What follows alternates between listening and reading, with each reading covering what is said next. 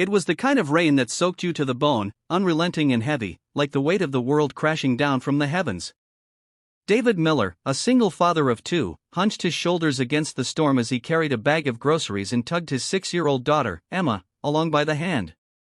His other hand clutched a tattered umbrella, barely holding itself together, much like his life these days.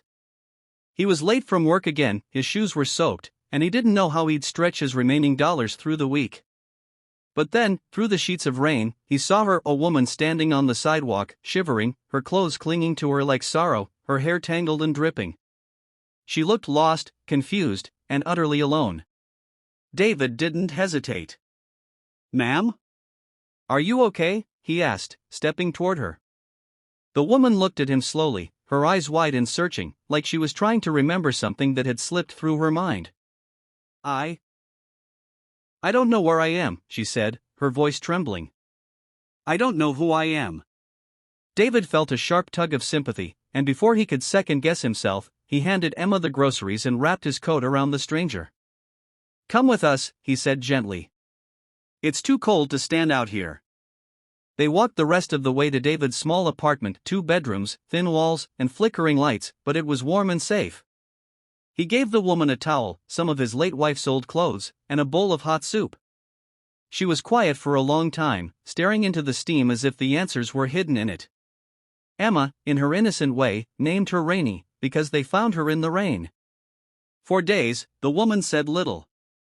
She didn't remember anything about herself, not her name, not where she came from, not even the sound of her own voice until David coaxed her into speaking more. He called the authorities, reported a missing person, but there were no immediate matches.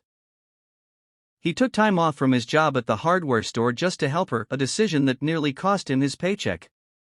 He was already living paycheck to paycheck, but his heart wouldn't let him turn her away. He watched as Rainy slowly opened up, helping Emma with her schoolwork, tidying the house, and cooking meals that tasted oddly professional. She carried herself with grace, even when folding laundry. David noticed how straight her back was when she stood, how sharp her eyes became when someone mentioned strategy or order. Even simple games with Emma seemed to trigger flashes of discipline, of command. One night, while watching a military documentary with David and Emma, Rainy's hands began to tremble. Her eyes welled with tears as a woman in uniform on the screen barked commands at a platoon of soldiers. "I know that voice," she whispered. "That's me. That's me." David stared at her, confused. "You're saying you're in the army?" She stood slowly, breath caught in her throat, a storm of realization.